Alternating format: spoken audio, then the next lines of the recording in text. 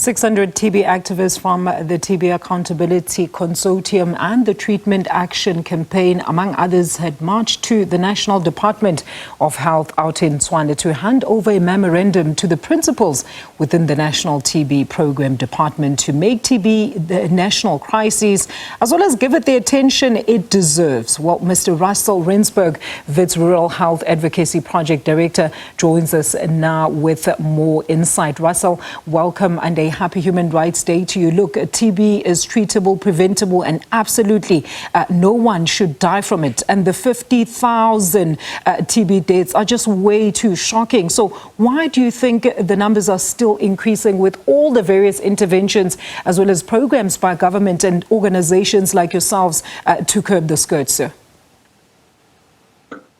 Firstly, I think TB deaths are declining. Over the last 5 years, we've seen a significant improvement in TB deaths. The point is that TB, unfortunately, affects the poorest amongst the poor.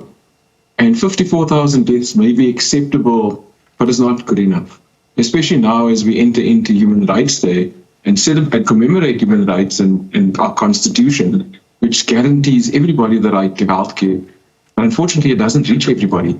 And I think that was the point of the statement yesterday, is that we need much more prioritization of the diseases that affect the majority if we really want to see universal healthcare in our lifetime. Russell, where do you think the message is being lost? Is it at a higher governmental level or when it filters to societal programs as well as education of citizens around TB? I think at the moment we have a very very passive approach. A passive approach for TB, where we wait for people to come to clinics, and the people that don't come to clinics don't get tested for TB. Right? And I think it's also the way that we manage TB. TB has been declining as our HIV response has been improving. But the reality is that we don't have direct funding for TB. So TB at a national level, we mean to ensure that we have good policy. We have to ensure that we have uniformity across the 9 provinces. And then lastly, we have to ensure that that response is coordinated. How it works in practice, though, is that we have a very underfunded national TB program, which only gets about 25 million rand a year to do its work. And then the bulk of TB spending is done at provinces. But we can't see what provinces prioritize and don't prioritize. So we have very, very disparate rates of TB success across the country, from the Western Cape to KZN. We don't measure TB in the same way, and often we can't really track the response, and our outcomes are poor. And if we don't find people with TB and place them in treatment, the result is that deaths can continue, and we should be working harder to avoid that. All right. And Russell, speaking of funding, what do organizations such as yourselves assist with in curbing the scourge? Are you getting the necessary support and resources to adequately address these challenges? I think nobody gets sufficient support. We really have to figure out how do we work best with this. And I think for us, it's really been about partnership, where different organizations work together, right? And each focuses on the areas where they have particular competence, where they are closer and better aligned. So for instance, in the TB Accountability Consortium, where our partners include the Treatment Action Campaign, who are very directly connected to healthcare users. We have organizations like TB Proof, which is very well connected to researchers and healthcare workers and the community at large. And then organizations like ourselves that focus on policy advocacy, budget transparency, that work between national and provincial systems to respond to TB. But I think where the emphasis really needs to be is in the way government talks to each other.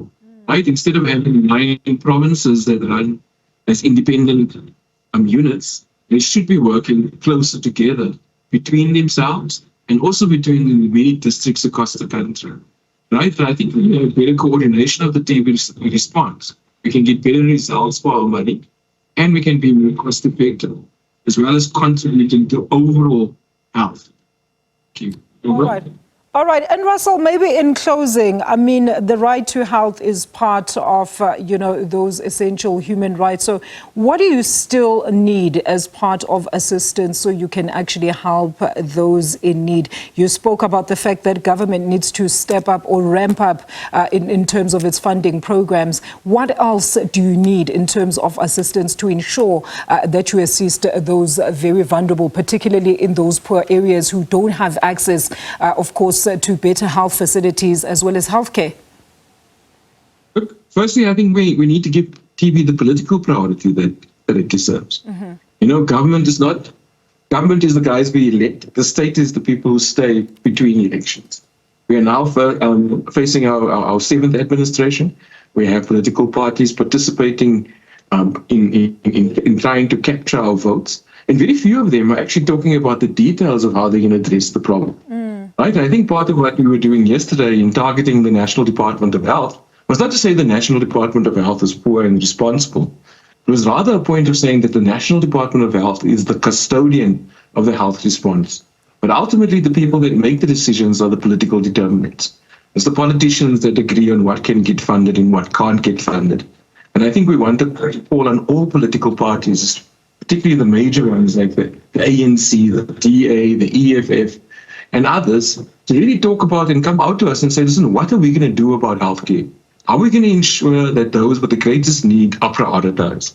And how do we involve communities, as the National Health Act allows, to participate in that response? And I think we have a good opportunity now as we head into these elections and the government that comes afterwards to really just draw the line and start looking and seeing how we can get our system to work more effectively. But we can't have 9 different departments of health. We need one. All right, certainly. One policy and provincial and implementation. But thank you for the Certainly. Thank you so much, Russell. Hopefully those political leaders are listening and maybe can also, just give us that notion that they are willing to participate and answer as to how exactly they are planning to address some of the issues that we've raised in this interview. That was Wits Rural Health Advocacy Project Director, Mr. Russell Rensburg.